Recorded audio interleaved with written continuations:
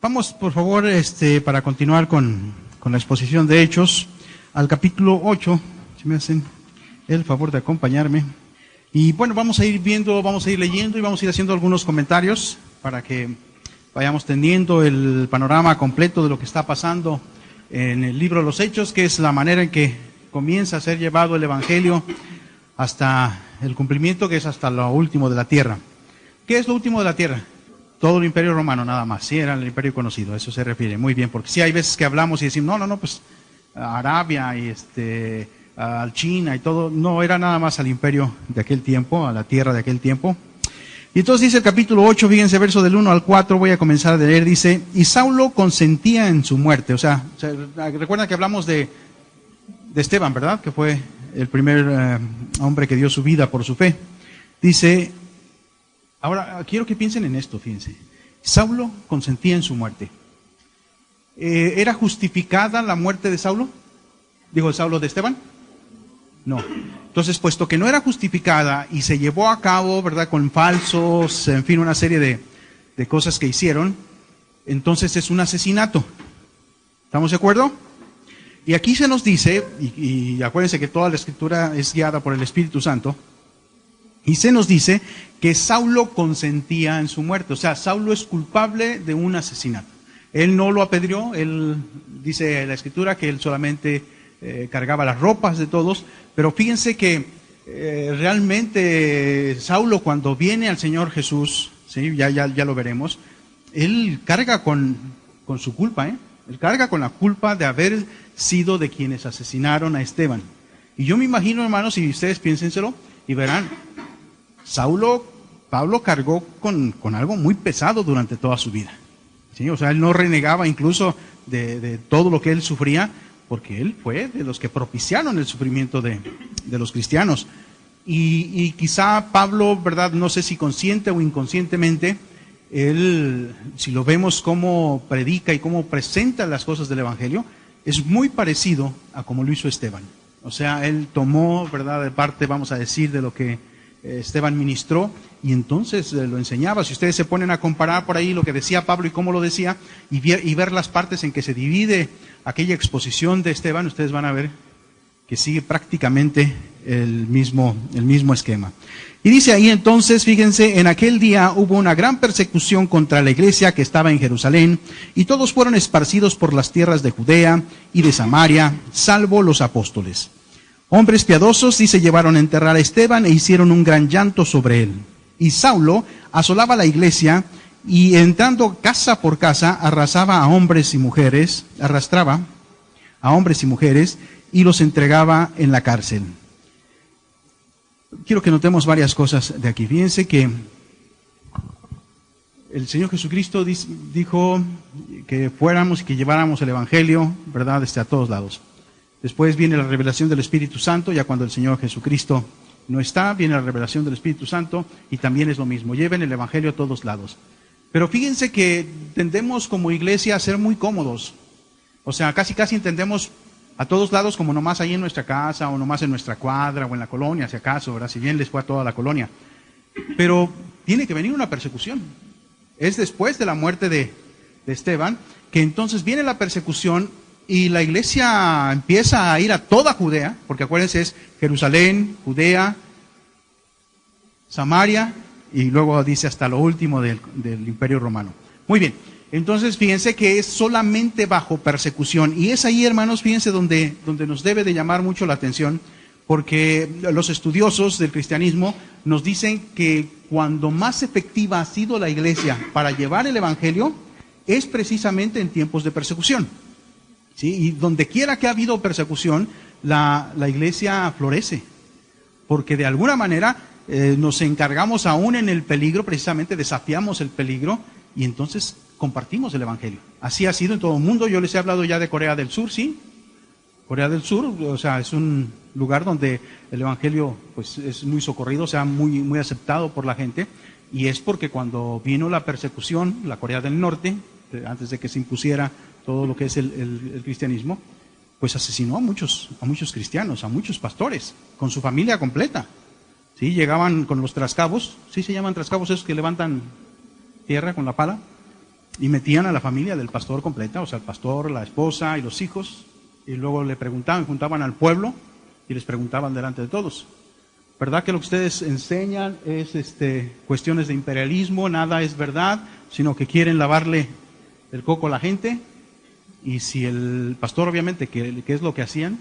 Es decir, no, todo es verdad, es la palabra de Dios y eso enseñamos. Los enterraban vivos, ¿verdad? Delante de todo mundo. Ahora, esto delante de todo mundo, hermanos, nosotros podríamos decir, pues sembró el terror. Y probablemente sí. Pero entonces la gente entendió que valía tanto el evangelio como para morir con toda la familia ahí.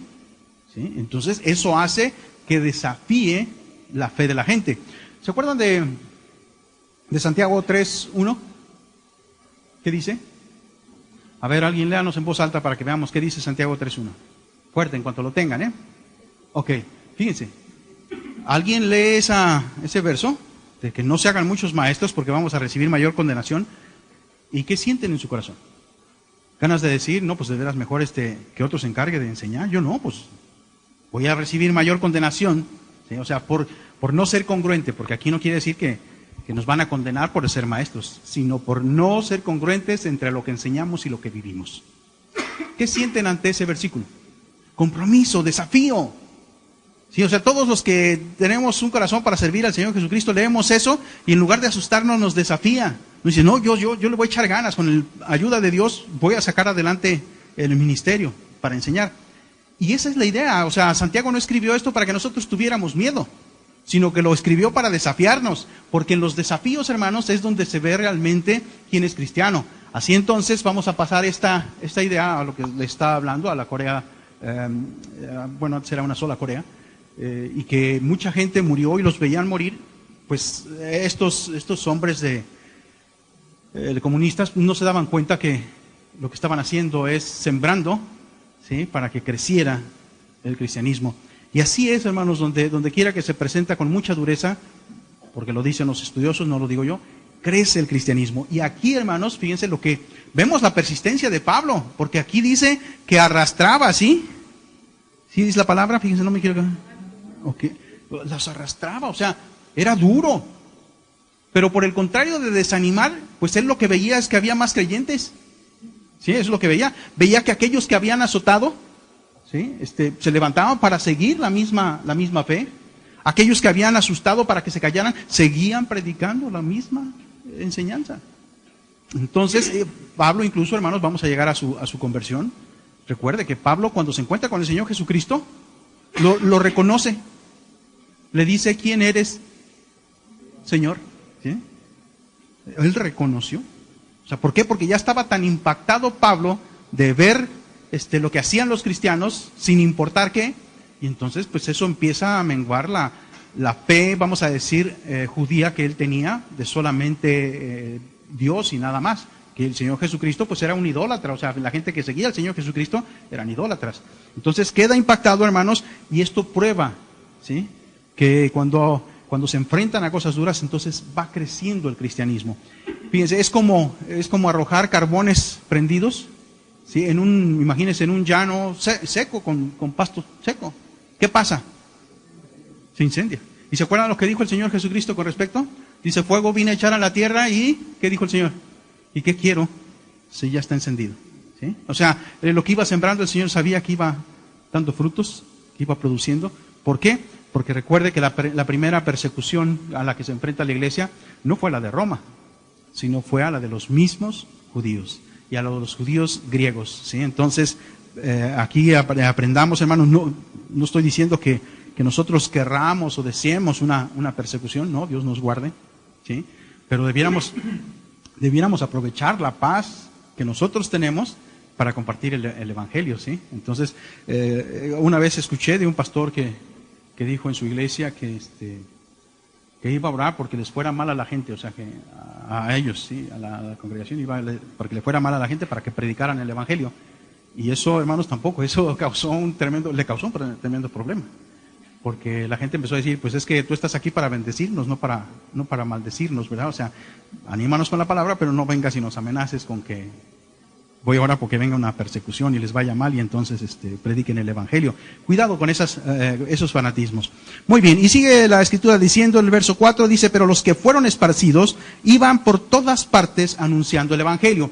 Y esto es aquí, de eso de iban por todas partes, hermanos, esa fue la idea del Señor Jesucristo cuando nos dio el mandato de ir y llevar el evangelio. Porque les recuerdo, Mateo 28, del 18 al 20, dice Cristo Jesús, me ha sido dado todo el poder en el cielo y en la tierra, y dice, por tanto, id, o sea, vayan, ¿sí? La palabra ir, la palabra vayan ahí es como mientras van caminando, lleven el evangelio. ¿Qué es lo que hacían? Iban por todas partes llevando el evangelio. Y nosotros, hermano, lo podemos entender de esta manera. Yo soy mecánico, imagínense, ¿sí? Porque no soy mecánico. Yo soy mecánico. Y mientras voy, para mí, es mientras atiendo a los clientes que van llegando al taller. Los dentistas mientras atienden a la gente que está ahí, los médicos allá en su consultorio. Es mientras estamos yendo en la vida, hermanos. ¿Sí me explico? Mientras vamos en la vida es que nosotros debemos de llevar el evangelio. Yo creo que todos han oído hablar de John MacArthur, ¿no es cierto? Sí, ok. Su iglesia es una de las iglesias pues más grandes que hay. ¿Sí? Cuando tenía 9,000 gentes, en una entrevista le preguntaron que cuántas campañas evangelísticas hacía al año para haber llegado a ese número tan grande, y él dijo que él jamás había hecho una campaña evangelística y no la pensaba hacer.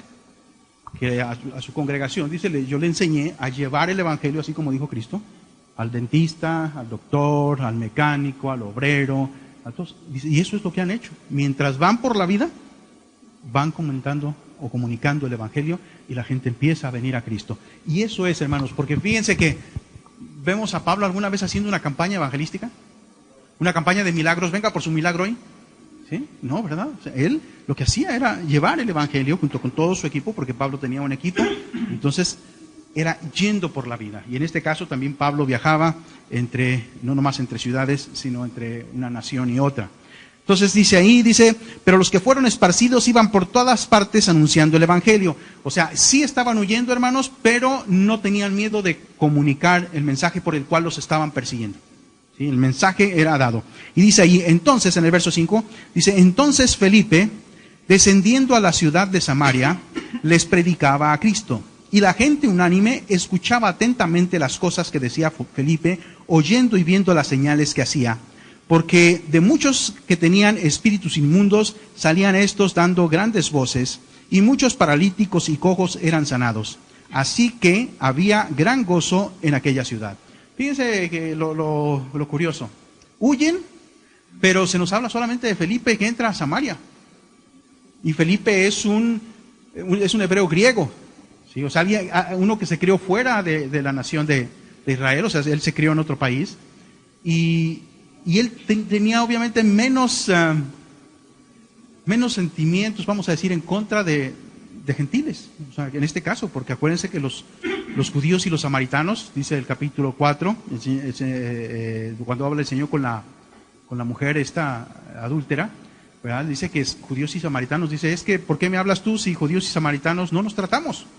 O sea, no se trataba porque recuerde que 700 años antes de que naciera el Señor Jesucristo, como castigo Dios permitió que Asiria viniera y se llevara cautivo a todo el reino del norte, que era Israel, ¿sí? Y se llevó la gente para Asiria y mandó gente de Asiria para acá. Pero a la hora de la hora, hermanos, hubo una cruza de sangres, vamos a decir, ¿verdad? Se casaron con todo el mundo. Y entonces los judíos, los hebreos de la parte sur de ahí en Palestina, pues no los querían, porque están impuros. Y ellos, hermanos, en lugar de, por ejemplo, si iban de Jerusalén, creo que se los he dicho, a Galilea, pues lo más lógico es que cruzaran en línea recta por Samaria, pero ellos no querían, porque se contaminaban, acuérdense. Incluso no podían entrar a nuestras casas ellos, o no pueden entrar muchos a nuestras casas todavía de los ortodoxos, porque se contaminan. O sea, ceremonialmente se contaminan. Y entonces lo que hacían los judíos, por ejemplo, si iban a ir a Galilea, cruzaban el río Jordán hacia Perea, subían por toda Perea y Decápolis, y luego de ahí cruzaban a Galilea. O sea, hacían esto. Y lo mismo de Galilea a Judea. No pasaban por ahí. Pero aquí tenemos a este hombre que mejor sigue las enseñanzas de Cristo, o sea, para Cristo no hay diferencias, puesto que lo prueba cuando habla con la mujer samaritana, rompe 2 reglas. ¿Cuáles fueron? ¿Perdón? Hablarle a una mujer y el otro hablar con samaritanos, ¿sí? Entonces, rompe dos reglas.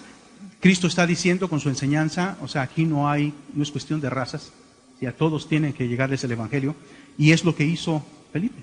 Llevó el evangelio a Samaria. Y fíjate, él causa una gran conmoción, porque si te fijaste, dice que todos salieron huyendo de ahí de Jerusalén, pero los apóstoles no. Ellos se quedaron ahí en Jerusalén. Y entonces dice ahí en el capítulo 9, el verso 9 dice, pero había un hombre llamado Simón. ¿En dónde estaba Simón? En Samaria. Y dice que antes ejercía la magia en aquella ciudad y había engañado a la gente de Samaria, haciéndose pasar por algún grande. A este oían atentamente todos, desde el más pequeño hasta el más grande, diciendo, este es el gran poder de Dios. Fíjate lo que había hecho Simón. Él había estudiado magia, él sabe de lo que está sucediendo en el mundo acerca de la fe en Jesús, ¿verdad? Y él hace sus trucos de magia para que la gente crea que él es alguien grande. O sea, ponle tú, no es un apóstol, pero es alguien grande, ¿sí? O sea, por eso le dicen que él es el gran poder de Dios. Entonces, muchas veces eso es lo que pasa. Hay mucha gente como Simón el mago. Engaña a la gente haciéndole creer que en ellos reside la bendición de Dios, el poder de Dios. ¿Sí? Yo quiero que veamos que este Simón es de donde sale la palabra simonía, ¿sí? Porque acuérdense que quiere comprar los dones del Espíritu y obviamente es disciplinado, ¿verdad? Por Pedro por esta razón. Pero fíjense, él reconoce cuando en realidad hay poder. O sea, porque aquí no hay trucos, no hay hilitos, ¿sí? No hay información falsa, sino que él está viendo que todo está sucediendo por el poder de Dios, y es entonces que quiere comprarlo. Este Simón, fíjense, es disciplinado porque, tan solo por querer comprar el don de Dios, y queda la palabra simonía cuando se habla de poder de Dios, o sea, de comprar las gracias o los dones de Dios, las bendiciones de Dios. ¿Sí? O sea, nadie, hermanos, nos debe de vender. Dijo el Señor Jesucristo, de gracia recibiste, ¿qué debes hacer? Tú debes darte gracia. O sea, no podemos estar cobrando. Yo, por ejemplo, a veces que me toca hablar con alguna persona y le ofrezco estudios, ¿verdad? De lo primero que me preguntan es, bueno, pero ¿cuánto va a ser? O sea, ¿cuánto me va a cobrar? Y cuando les dices que no les vas a cobrar nada, muchas veces piensan, pues es que no me va a enseñar bien, no es un gran maestro. O sea, entonces ellos son los que desprecian el hecho de que el don de Dios se da gratis. Porque ellos quisieran que cobraras para que se viera, no, pues este sí es, ¿verdad? Alguien grande en el cristianismo. Y tenemos que tener cuidado porque a veces nosotros, hermanos, en la iglesia metemos cosas como estas. Porque somos muy rápidos para juzgar y decir, la iglesia católica, ¿verdad? Ellos sí cobran, eso está mal. Déjame leerte lo que leí en una página católica con respecto a la simonía. Dice así, simonía es tratar, los bienes espirituales como si fueran propiedad de los hombres. Se equipara lo espiritual a lo material y por ende se comercia con cosas santas. El Concilio de Calcedonia en 451 dice, condena la simonía en las ordenaciones sacerdotales, y el Concilio de Trento tomó medidas severas contra la simonía. Es también condenado por la ley canónica. Siempre en la iglesia han existido abusos, porque los vicios de la carne siempre acechan. O sea, se le echan la culpa entonces a ciertas personas. Pero fíjense cuán falso es esta declaración. Porque ahí están condenando la simonía. Pero ¿alguna vez la Iglesia Católica ha pedido perdón por la venta de indulgencias? No. Entonces no es cierta esa declaración. Porque ellos cobran por los dones de Dios. Acuérdense que es muy conocido que Lutero decía que, si esto viene de Dios, ¿por qué no nos lo regalan? O sea, ¿por qué mejor no salva a todo mundo el Papa en lugar de estarle cobrando las indulgencias?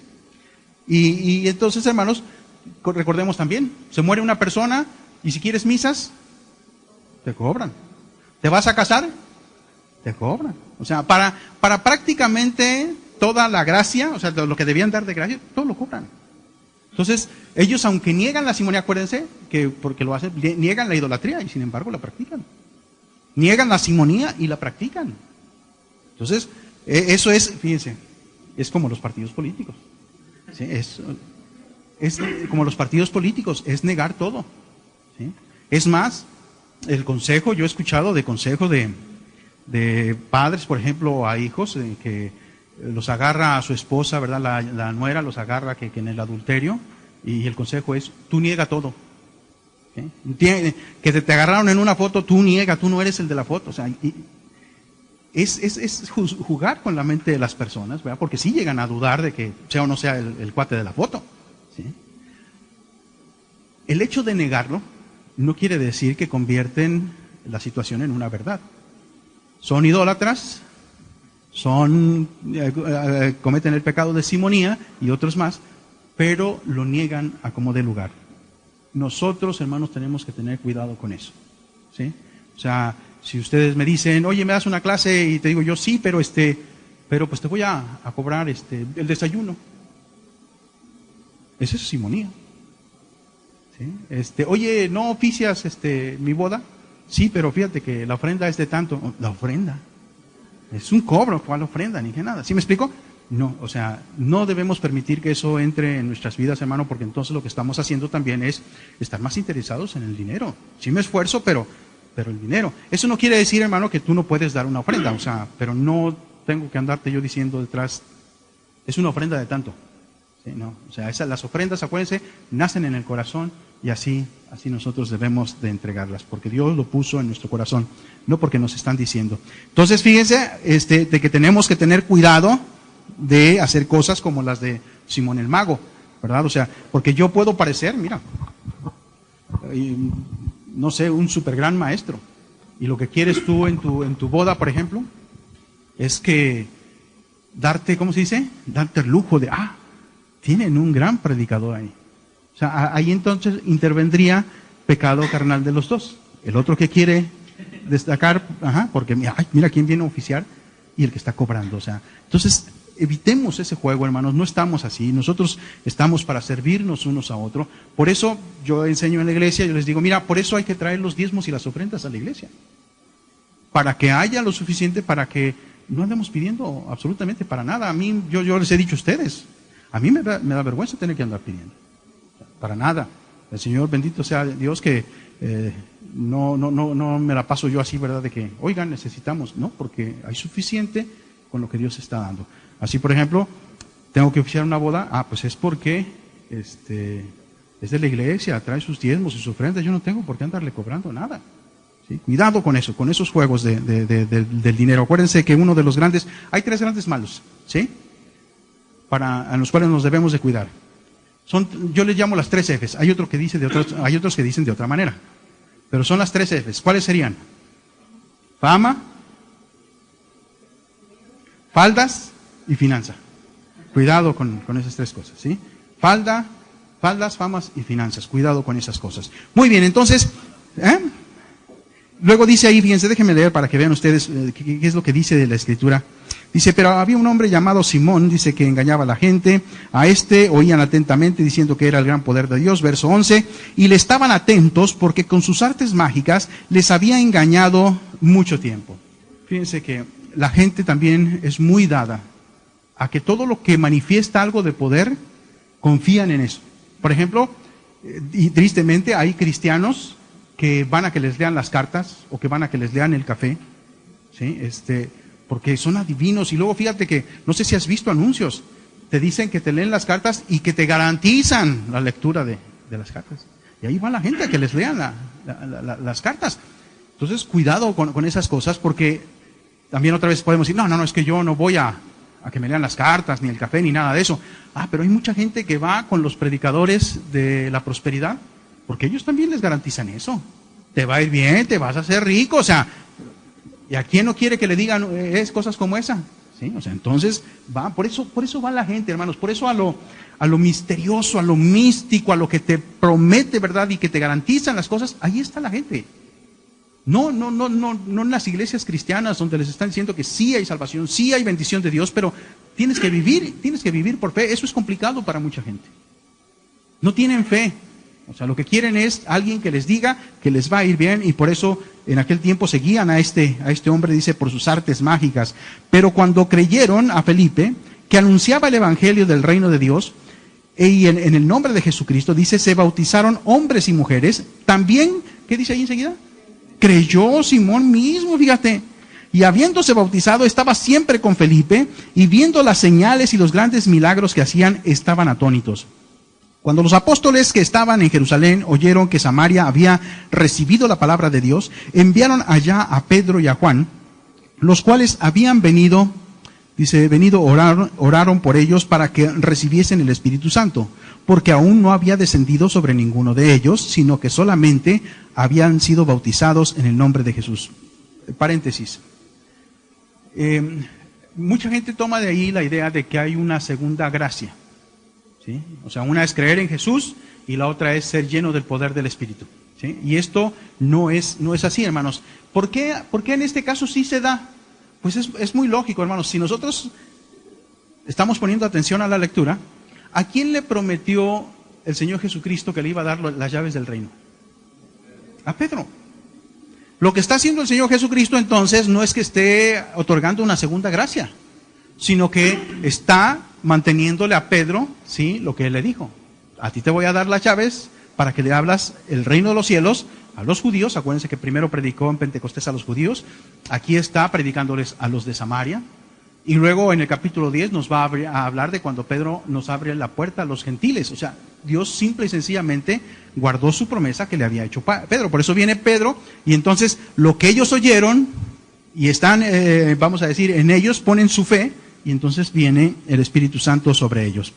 Entonces dice ahí que por eso enviaron a Pedro y a Juan, ¿sí? Luego dice el verso 18, cuando vio Simón que por la imposición de las manos de los apóstoles se daba el Espíritu Santo, les ofreció dinero diciendo, denme también a mí este poder para que a cualquiera, dice, a quien yo impusiese las manos, reciba el Espíritu Santo. Entonces Pedro le dijo, tu dinero perezca contigo, porque has pensado que el don de Dios se obtiene con dinero. Entonces ahí, fíjense, vamos a pensar en lo siguiente. Dice ahí la palabra creyó.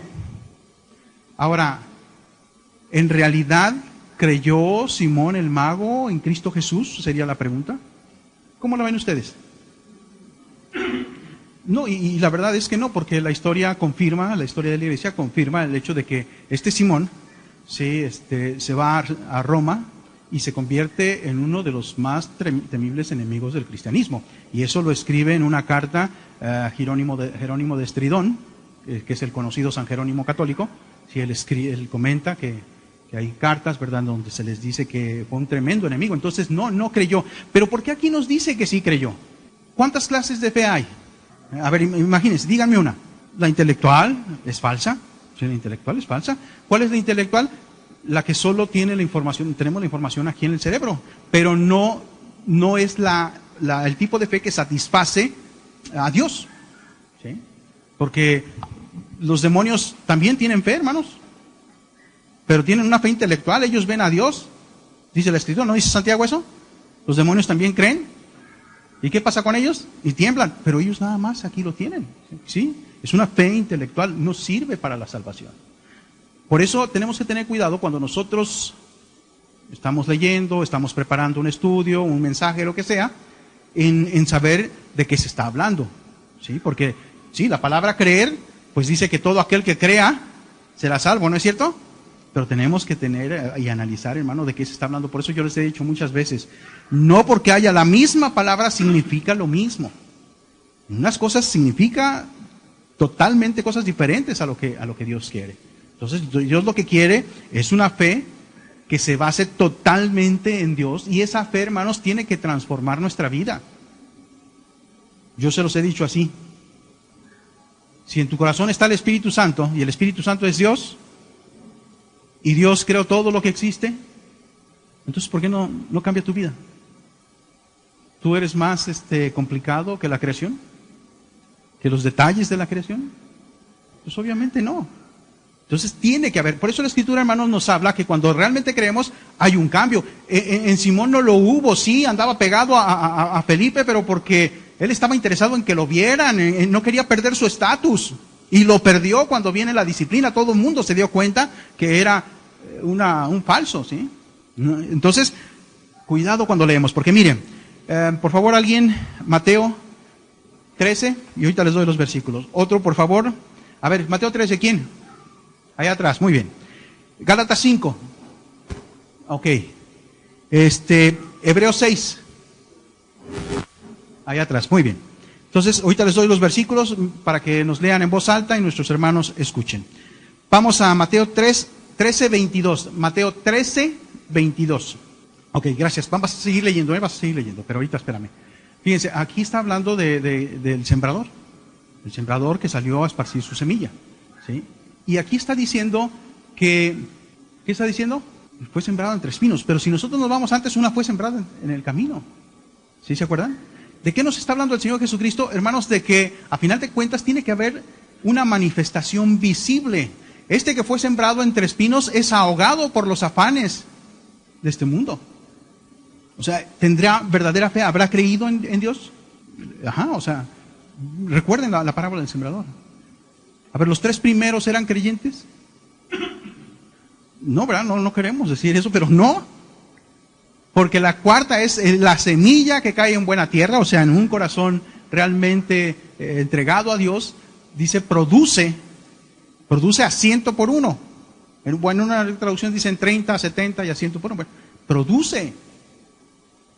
Entonces, la verdadera prueba de que nosotros hemos creído en Cristo Jesús, como dice la Escritura, es entonces que hay cambios en nuestra vida. Si no, no, hermanos. Si no, no. O sea, no nos hagamos las ilusiones.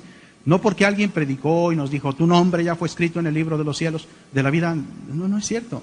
No necesariamente es cierto. O no porque veamos llorando a alguien, eso quiere decir que está arrepentido. Eso quiere decir que se siente mal, ¿sí? Pero no quiere decir que está arrepentido. Arrepentido quiere decir que va a haber un cambio en su vida. O sea, metanoía quiere decir cambio de mentalidad. Entonces, es decir, si yo estoy equivocado, Dios tiene la razón. Entonces, es cambiar, hermanos. Por ejemplo, gracias, Iván. Gálatas 5, 22 y 23. 5, 22 y 23, ajá. ¿Se fijan? O sea, estas cosas tienen que estar en nuestra vida. Amor, gozo, paz, paciencia, benignidad, bondad, fe, mansedumbre, templanza. Si tenemos 8 de las 9, pues estamos mal. O sea, sí puede ser que somos cristianos, pero estamos mal. Porque hay algo que es muy importante. Nuestro carácter, nuestra templanza tiene que existir también. ¿Cuántos frutos son ahí? ¿Cuántos? A ver, cuéntenos otra vez, cuéntanos. Es uno, hermanos. Por eso les digo, tiene que producirse un cambio y tiene que ser en todas las áreas de nuestra vida. Es un solo fruto que tiene 9 gajos. ¿Sí? Entonces, nunca nos ufanemos, porque hay muchos que se ufanan de decir, ay, no, yo exploto inmediatamente, ¿verdad? O sea, no puedo controlar, mi carácter es muy fuerte. No es cierto. Tu carácter es muy débil, te manejan tus pasiones. ¿Sí? Entonces, en alguna ocasión que hablaba con los jóvenes, hablamos de templanza y todo el mundo dice, para las dietas, ¿verdad? Para que baje de peso. O sea, no tiene que ver con las dietas necesariamente. O sea, tiene que ver con que tienes en tu mano el control para apagar la tele y ponerte a estudiar la palabra de Dios. Eso es templanza. Quiere decir, dejo de jugar o platicar con mis cuates y me voy y me pongo a leer la palabra de Dios, ¿ves cómo todo tiene que ser? O sea, para todo, vamos, este fruto es para todo lo que involucra nuestra vida, lo que hacemos. Entonces, tiene que haber un cambio. Hebreos 6, versos 7 y 8. ¿Okay? ¿Se fijan? Hasta aquí tiene también que ver con producción, con que tiene que haber un cambio en nuestra vida. Ahí están los ejemplos, hermanos. Si en nuestra vida no hay cambios, no somos cristianos, así ya de hecho, no somos cristianos. No porque venimos a la iglesia, no porque leemos la Biblia, no porque oramos, eso no tiene nada que ver, eso son obras, hermanos. ¿Y la salvación por qué es? Por fe. Y entonces viene el Señor y ¿qué hace en tu vida? Cambios. Porque hay mucha gente que se llama cristiana, hermanos, y sabe pedazos, fracciones de la Escritura. Y te sorprende, mira, lo que no hacen los cristianos de veras, lo hacen los falsos, fíjate. Se aprenden grandes porciones de la Escritura. ¿Sí? Yo en la graduación, no sé quiénes de ustedes estuvieron en la graduación, días antes de la graduación, estuve allá con el pastor Michael, ¿sí? Y pues en la plática él me habló de un hombre, ¿verdad? Así asado y acedo, que estaba causando problemas, golpeaba a su familia, en fin, todo lo que se puedan imaginar, peorcito, así era ese hombre. Y me decía él, dice, no hombre, dice, pero vieras, viene y te habla y parece que te convence porque usa tantos versículos de la Biblia. Y yo le decía, no, pues así es, o sea, la verdad que sí es. Pues el domingo, después de la predicación, se acerca a un hermano y empieza a hablarme de esto y del otro y del otro, y me doy cuenta que él es el falso, fíjate. Y yo digo, híjole, hermano, se me hace que hasta dijo versículos que yo ni me sabía, ¿sí? O sea, es increíble, hermanos, el poder que tiene el mal para manipular la Biblia, porque lo usaba obviamente para decir, yo estoy bien, mi esposa es la que está mal. Entonces, vea, o sea, esto se da, hermanos. Por eso lo que nos demuestra no es cuánta Biblia saben. ¿Usted cree que el Papa y los cardenales ignoran lo que dice la Biblia? No, puede ser que el curita de aquí, de por ahí, a lo mejor sí, pero ellos no. Ellos no. Y el que se lo sepan, y el que estudien, y el que... Yo te voy a decir, no sé si tú ya le has echado ojo a los comentarios católicos. Son muy buenos. Son muy buenos. Pero eso no hace que sean seguidores de Cristo Jesús. Es más, a varios de los grandes teólogos católicos, si los tienen castigados sentados, como Kung, por ejemplo, que es un gran estudioso de la palabra, los tienen castigados sentados por escribir lo que escribieron. Y le escribieron a la Iglesia Católica diciéndole, estamos mal, pero siguen siendo católicos. Estamos mal, pero ellos siguen siendo católicos. ¿Sí? Entonces, saben, hermanos, no se trata aquí de conocimiento, sino se trata de lo que tú realmente vives. Acuérdense que el Señor no nos va a juzgar o a premiar en sí por todo lo que hicimos, si todo lo que hicimos no fue hecho con amor. ¿Se acuerdan de 1 Corintios capítulo 3 del verso 11 al 15? ¿Sí se acuerdan? A ver, alguien búsquemelo. 1 Corintios capítulo 3 del verso 11 al 15. Quien no haya leído, háganos favor de leer en voz alta. Fíjate, o sea, aquí lo que estamos viendo es, el Señor lo que va a ver es con qué o por qué hiciste las obras que hiciste. Porque si fuiste un tremendo predicador, un tremendo maestro, pero en lo que hacías no había amor, pues eso no va a ser una piedra preciosa, eso va a ser heno, hojarasca, o sea, algo que se prende y se acaba rápido. ¿Sí? Entonces, tiene que ver entonces con ese cambio, hermano, con lo que hacemos y cómo lo hacemos. Acuérdate que el Señor Jesús, Dios dice en el primer libro de Samuel, dice que a los que lo honran, Él también los honra. Tú honras a Dios, yo te honro a ti. Pero no se honra a Dios cuando no se hacen las cosas como Dios dice. Así que entonces, mira, todo este conocimiento que tienen estos hombres, ¿sí? Pues en realidad no va a servir de nada el día que los juzgue el Señor. Por el contrario, le van a servir al Señor para que los condene, porque sabían precisamente las cosas, ¿sí? Entonces, cuidado con lo que nosotros estamos haciendo.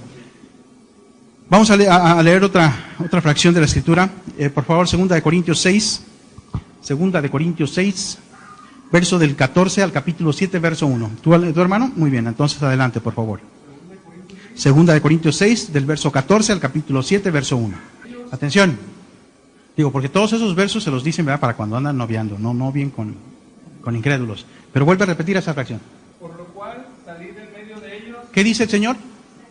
¿Qué debió haber hecho Simón? Salir de la oscuridad donde estaba. Y eso es lo que nos pide a todos nosotros, hermanos, que salgamos de ese paganismo donde hemos vivido vamos de la oscuridad a la luz. ¿Se acuerdan lo que le dijo el Señor a Pablo? Para que salgan de la oscuridad a la luz, del poder de Satanás a Dios. O sea, hay que salir, hay que moverse, síguele. Atención, fíjense, cuando Satanás le pregunta a Eva qué es lo que le había prohibido Dios, le dijo que ni comieran de ese fruto, ni que lo tocáramos, ¿se acuerdan? Entonces, hay que exagerar a la mujer, porque no dijo nada del Señor de eso. Pero aquí sí dice, no toquéis lo inmundo, y yo os recibiré. ¿Se fijan? O sea, entonces en realidad tiene que haber un cambio, tiene que haber una conversión, tiene que haber una salida, una separación que se muestre con la vida. Síguele. ¿Se fija entonces, hermano, hermana? Tiene que haber. En Simón no lo hubo, por eso ese creyó no quiere decir que tuvo verdadera fe. Tenía un conocimiento intelectual porque él estaba viendo los resultados ahí. ¿Sí? Como es mucha gente. Mucha gente viene a la iglesia porque ve cosas, pero no las asimila y no cambian, desgraciadamente, en toda su vida. Siguen siendo los mismos egoístas, siguen siendo los mismos pecadores de siempre, pero van a la iglesia. Y eso, a final de cuentas, no le va a servir nada, así como no le sirvió a Simón, porque ya le platiqué yo más o menos en qué termina. Y esto que hizo Simón, hermanos, dio pie a que por ahí del año 50, entre el año 50, pasadito el año 50, 150 de la era cristiana, aparece un hombre que se llama Montano, creo que usted ha escuchado, yo creo si ha leído algo de historia cristiana, de la iglesia cristiana, aparece Montano, que él aprende de Simón algunas cosas, hermanos, porque dice, yo les decía que Jerónimo de Estridón decía en una de sus cartas que pues fue un gran perseguidor en Roma, pero adivinen qué andaba diciendo, él perseguía a la iglesia, pero él decía que él era la manifestación de Dios sobre la tierra, que él era el Espíritu Santo sobre la tierra, él era la palabra de Dios sobre la tierra. Y viene este hombre 175 años después, 150, 160 más bien, para no exagerar, porque se mueren en 75, imagínense, en el 175. Entonces, y este hombre también viene y dice que él es el Espíritu Santo sobre la tierra. Entonces, cuidado, porque todas estas doctrinas, hermano, no crea que ya pasaron, ya no se vuelven a dar, se están dando entre nosotros. Y lo más importante es, no caigamos nosotros en ese juego, vigilemos nuestra vida. Por eso la Escritura nos dice que debemos de ver primero por nosotros. ¿Qué estamos haciendo nosotros? Muy bien, vamos a terminar entonces ahí, hermanos. Este es el Samaria, es el tema, ¿sí? La próxima semana continuaremos con el capítulo 9. Gracias por su atención, que el Señor siga bendiciendo.